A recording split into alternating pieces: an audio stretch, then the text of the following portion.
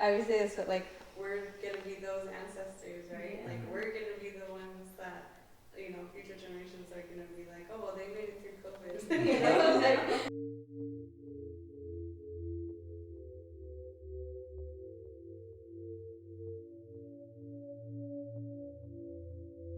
Hey everybody, welcome back to a new episode of REZponse. So we have our very first guest. His name is Waylon Pahona. Welcome, Waylon. Waylon, you want to tell us a little bit about yourself? Yes, so my name is Waylon Pahona. I'm Hopi Tewa Maricopa Bosch. I am the founder of Healthy Active Natives, and I was currently the director of the Fort Mojave Wellness Center. So who knows about Healthy Active Natives? I've heard of it too. Oh my gosh, how many followers do you have? Well, the group, it's a group in itself, and Yeah. it has almost 80,000, I think Isn't it's that 76,000. That's Yeah, it was a platform to get health and wellness. At the time, there wasn't a place where you see natives working out, doing stuff. Mm-hmm. And so started with 200-300 people, and then fast forward now, it's almost 80,000 people. What year was it started? 2012. Dang. So what do? You submit videos on there, or So people just basically cheer each other on. Oh, It's okay. just a place for support. People can post, I ran 10 miles today. People support them, and then that creates a relationship. And then from there, people have been following each other. I mean, we put a water drive together. We've done virtual runs. Wow. We've met in different states where we've had over 50 people come together just to Oh, like to meet each other. meetups? Yeah. I love So it. we used to call them our healthy active meetups, and yeah, it's So crazy. it's basically a community that Yeah. supports one another. So from that community, it was then me traveling to other wellness centers from Canada to East Coast, just supporting healthy active natives and natives across Wow. the U.S. That's So impressive. I think which is really cool why we have you as a guest today is because Healthy Active Natives is not just about fitness, right? It's about like overall, what do you call that, holistic. Exactly. So mental and And it highlights like all these people from all different places. Like we thrive off of connection, and so it's like that similar. So I became a personal trainer, and me being a personal trainer, it started from my trauma. So I was sexually abused. I've seen my father accidentally kill a child. I've had to revive my mother when she taken her life, or attempted to take her life. Yeah. So those things, I was just in a bad place, gained a lot of weight. So I'm not the tallest guy. I'm 5'7", but I gained over 70 pounds. So imagine extra weight on me, Yeah. drinking, partying, just doing stupid stuff. And then I attempted to take my own life in 2007. So with that, I was referred to behavioral health at PIMC. Got that little white bag that they give you with your medications, but it had a referral. It was a referral to behavioral health. So in 2007, I finally expressed myself. I was diagnosed with PTSD, and from there, I started walking, eventually running, did ultra marathons, 50Ks. So that's how I became a personal trainer. But with that, I had to learn from my own trauma that I needed to make those changes for my own health. So with that, I took that on social media, and it just blew up. So And that's where exactly. That's Healthy exactly Active what Natives it's came. at. Wow. So dealing with trauma, huh? Yeah, talking about it is, I mean, sometimes it's hard, but, we've gone through like so many generations of trauma that sometimes it's not normal to talk about it. But sometimes like that's how how we make it through it. It's like when you're like, oh my gosh, he's been through that, I've been through that. Like, and look, he's has a healthy lifestyle. Like, how did he do that? Taking those steps to healing is extremely important. We talked about too in one of our episodes was when we don't always we're taught to express how we feel either. Yeah. Right? So And that's exactly it. I think me as a native man, some cultures and tribes, it's not okay for a man to cry. yeah. It's not okay for a man to express himself in those ways. And so when I would speak, sometimes it would be a trigger Yeah. of something that I suppressed in my mind. And sometimes I would cry when I'm on stage. And a few times I've had some elders come up to me and say, that's traditionally men don't cry. Yeah. But to see you cry it really made me understand the trauma that I've been through as an elder, boarding school. Yeah. Those types of things have affected our elders, and they've suppressed those emotions for years. So for me to come out and finally tell people, I was sexually abused, I've been a support system for those Native men. Wow. And I will say, I kind of nervously laughed just now, because everything you just explained is literally what I was going when I first met Turquoise 3 years ago, and she was teaching her intergenerational trauma series. And it's not anything that I never knew, but just to hear it again, you're kind of just connecting the dots, And I would just randomly speak. It would probably be my grandparents' name or something, and all of a sudden I'm shaky voice and I can't talk, and I'm like, where did that come from? But it's probably because of something I suppressed, or that. So that's when you were talking, I was like, I could relate. Definitely. Yeah. So Healthy Active, everybody made this connection, this fitness guru guy does all of this wellness, but really I don't even do any of that. Yeah. I take care of my health, but it's more the mental wellness aspect of being healthy. Yeah. Yeah. A lot of people don't know that. Yeah. But that's the holistic part of it too, right? Is it's not just fitness, it's everything.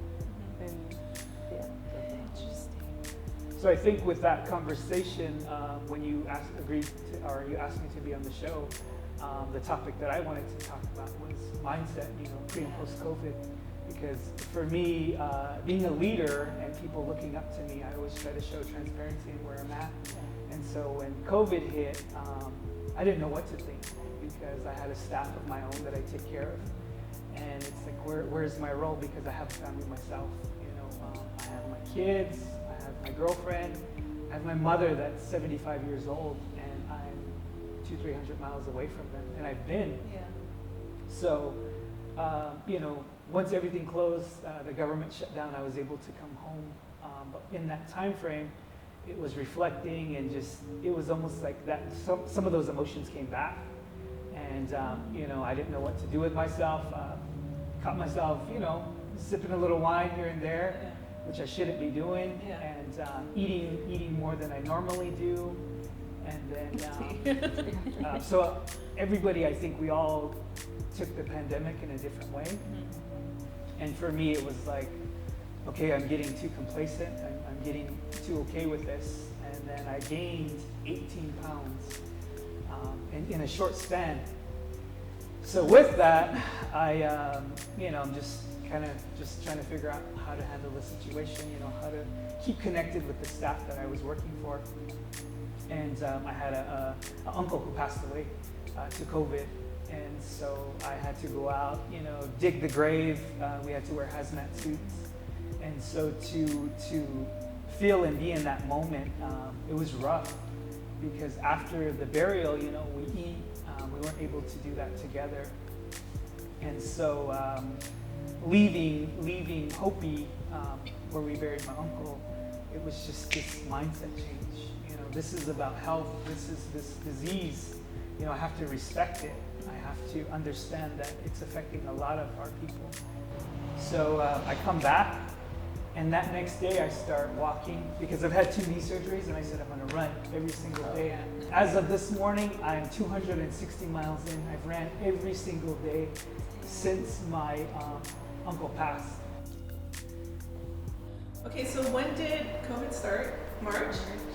Pretty officially, March-ish? Beginning. Right? Okay, so at the beginning, I say in April, he's probably gonna get mad if I mention this on here, so I have to warn him. But my dad got diagnosed with brain cancer, right? That was tough. That's what I've been dealing with this whole time. And I don't.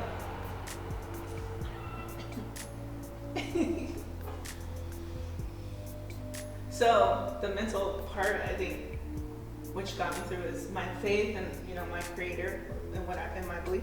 But the second part is the gyms closed down. As soon as gyms closed down, that's my place to go to when I stress relief, and I couldn't do that. I was like, shoot, what do I do? So I started working out outdoors. So I've been doing outdoor workouts since then, and that's kind of saved me. Yeah. So I think dealing with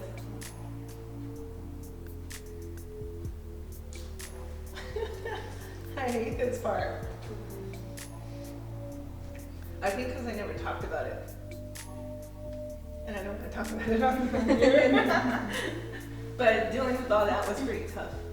Because you, like, being a matriarch, right? And even though I don't consider myself a matriarch, but, you know, we had that whole discussion. But you kind of have to be strong, like, for my mom, one, but for everybody else. So, working out helps. Okay, that's all I got. So I kind of wanted to add to that, like, and so I tell this to people because there's people that I've never liked it when people say that I have to be strong. And for me, it's like, how dare you? Because I lost my brother and I lost my father to diabetes, both of them. But what I've come to realize is, no, I don't. I have to be in the moment. I have to be present with my emotions. I have to make it through this time. I think like feeling your emotions and being present with emotions is being strong, because that's really hard to do, you know. And yeah, like we have generations who've been taught to not do that, you know, like just get through it. Like we're always in survival mode, you know. But yeah, being present with it is important because but that's hard sometimes because we always think like, especially when it like builds up from so many things and it's like something that you constantly think about, or it's something that's always there. Sometimes when you're like, okay, what if I let myself cry and I never come back, or, you know, like, or it's like too much, but that's literally, but like you'll always come back, like, and you'll be even stronger when you do, you know. And that's true. It's so true though, you know. That was actually me yesterday when I was going through all that stuff. Like, you know, there's points where I felt like giving up, like, you know, just whatever, and then but I was trying to be strong through it, you know, not get emotional about it. And at the end of the night, I think all that built up, and I just hit like a breaking point, and I just like started crying. Like I just started crying, and like I'm so overwhelmed. I was telling my mom because she was with me, but she was, you know, calm and talking to me like, you know, it's okay, you're gonna be okay, you know. She just gave me a big hug, and, you know, we prayed about it. Felt better after that. But, you know, slept on it, and like I feel a little better today. So I'm just kind of trying to take things like one thing at a time. So try not to overwhelm myself and like. I think that's how I deal with my emotions, is that I just break down. Yeah. I'm like, I'm strong, yeah, and then you're not that strong. Yeah. Just let it all out. And then I feel good, you know, and then I feel fine. But Yeah. you're right. It is that fear though, like, oh my gosh, what if it's too much? Yeah. What if this is just too much for me? But it's like, well, like it actually you feel a lot better after you do deal with those emotions. I don't think mine's so much like, if I won't ever come back from it, it's more so like, if I'm not, it's for whoever was with me, like my mom, right? So it was more so like, I don't want to do it in front of her because she's already feeling it, so I don't want to add more to it, where she has to get out of her feeling to help me, you know, like, that's what it is. I think it's more so that than it is like being strong for other people. Yeah. It's so true. Yeah, that's the only thing that was like, she's really going through it, you know? But I think that's something to like take during this time of COVID too, is that like, I feel like so many people are like so emotionally, mentally upset because we don't have our usual ways of coping, like especially in our communities, like the whole community aspect got taken away from us. Like we can't go visit our friends, our family, and so it's like, you know, it's like those breakdowns might happen way more often right now during COVID than they would prior, you know, and because sometimes I like sit there, I'm like, what am I even anxious about? Like, why do I feel this way? And it's literally because it's that feeling of unknown. Like right now, everybody doesn't know what's gonna happen. So it's like that constant, you know, I already have anxiety and I'm like, why do I have that feeling in my stomach? Oh, right, that. So yeah, it's like always comes back to that. Oh yeah. I think I was in fear in the beginning, you know, because, you know, all these people, you hear all these people getting sick, like what the symptoms were, and you know, I've had health issues in the past, and I think that's what scared me the most. And so you know, I know at first I would go out and I wasn't wearing a mask, and then after, you know, hear more stories and stories, it's getting worse, and then that's when I started wearing a mask. And I think that kind of like, you know, wearing it in public, you know, you got those looks and stuff, but then I was like, I don't care. And then again, you know, like I only went out maybe once a week or every other week. You know, I definitely stayed in, and I was living alone, so that was definitely hard, you know, not to have anybody else in the home with you. So it really got to me at one point where, you know, just like I felt like I was going crazy. So dealing with these emotions and feeling this, you know, brought back my PTSD, you know, anxiety, and so what I did was I started meditation. I started realizing, and then I use this phrase, my thoughts are not my reality, and I use that, my thoughts are not my reality. So good example, 3 weeks ago I was running by the dam in Bullhead City. So I'm running and I'm feeling these endorphins. I'm on this high. I'm like, man, I already made it 200 miles. You know, I'm on to my next. And then in that moment, I heard those screams of that child again, my father going back. And so my brain started going down that rabbit hole. And then I started to say that to myself. My thoughts are not my reality. My thoughts are not my reality. You know, I've done so much in my life. I've overcome sexual abuse. I've overcome trauma. You know, my resilience as an indigenous man and a leader, you know, this is where it's come. My trauma has brought me to this point. And so from there, how I use that, being Hopi, being Tewa, being Maricopa, you know, those things, the trauma that our people have been through, somewhat built us to have this, you know. I always look at it as a pottery, you know, a broken pottery, you know, once you mend that together, those cracks will still always be there, you know, but it shows your resilience as bringing it back together and living through those scars, you know. So I constantly, every day is a reminder, because I don't know when I'm going to be triggered. I don't know where I'm going to go back to my sexual abuse. I'm not going to know. So it's a constant reminder for myself. My thoughts are not my reality. You know what? Something that just jumped out to me when you said that is, until I met you, right? Until I met Turquoise, I was like, I always thought, like, being around you has made me more woke. I see things differently, and because I wouldn't consider myself, like, I don't see those terms like resiliency. I don't see terms like, you know, like, how do you say, like, what are those skill sets that are related as indigenous identity? I never connected those dots, never did.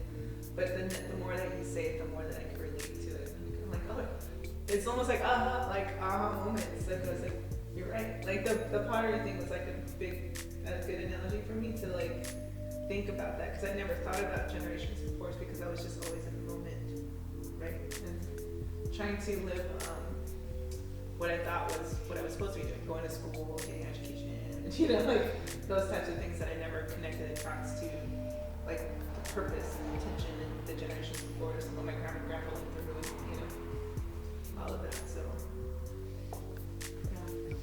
yeah, I mean, you think about what we're going through now, like I would say this, but like we're gonna be those ancestors, right? Yeah. Like we're gonna be the ones that, you know, future generations are gonna be like, oh well, they made it through COVID. You know, I'm like, but and of course, like, you know, when I think about my grandma who raised me, and like when I think about those things, is like what my ancestors, what my dad, my mom went through, you know, and then now what I do is my career, is like I know is my purpose in life, and that's what really drives me. Is like I'm gonna, like, I want to now like my grandma created a space for me to be able to do this work, and like you know, like she gave me that strength, and so I'll use that strength to then do that for someone else, right? And I think that's that piece of like I always think of what was provided for me, like, right, for me to be here today, so that I can provide it for other people. And like COVID like really tested me in that.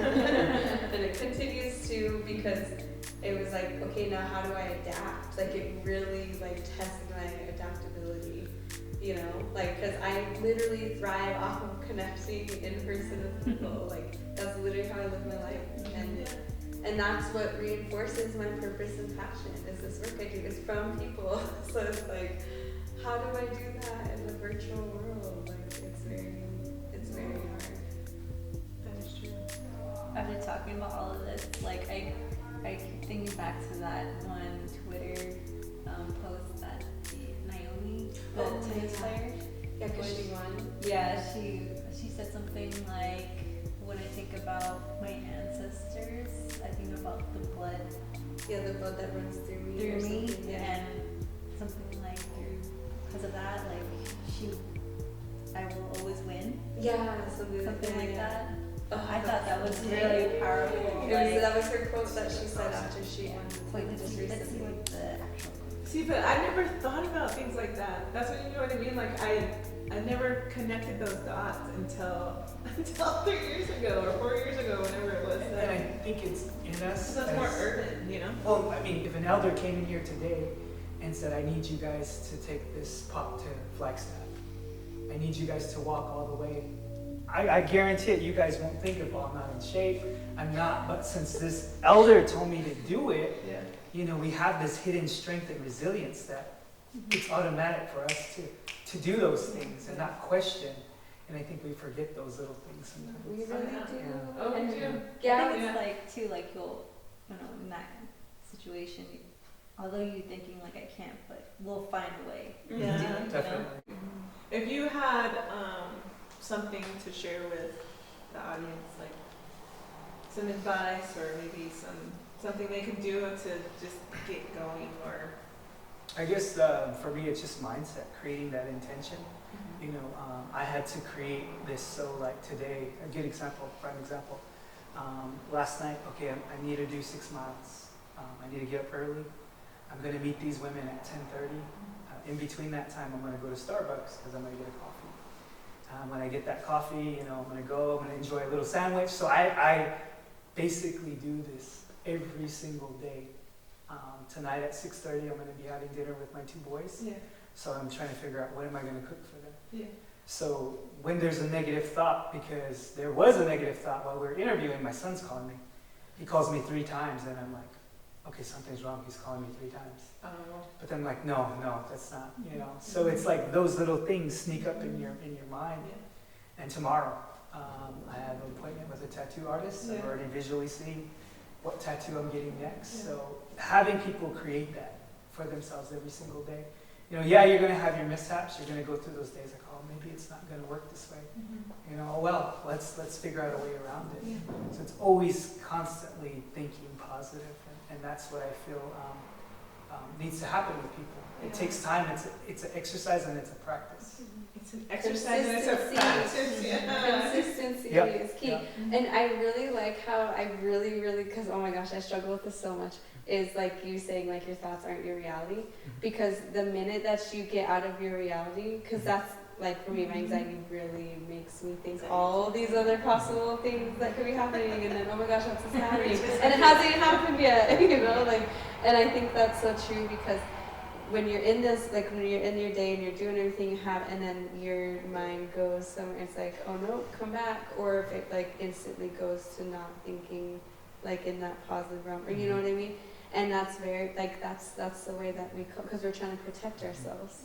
Like that's how we protected ourselves in the past, Exactly. was trying to do, oh, what if this happened? What if this happened? What if this happened? Right? It's a protection. Instinct. Yeah, it's an instinct. Yeah. It's how your brain is formed when you're younger, when you experience trauma. So it's like undoing that way of thinking, right? And consistency is key. So we want to thank you so very much for joining us. You are our first guest. Yay! And so we would love to have you back. So whenever, I'm going to call you tomorrow, I'm going to schedule you in, and you're going to come back. We'll pencil This one, it in this one. somewhere. But no, we appreciate you very much for taking time out of your day to come join us. Definitely. So, yeah. I think It's the gonna best be- thing about this is you guys feeding me. Yeah. No, I'm just kidding. It was good.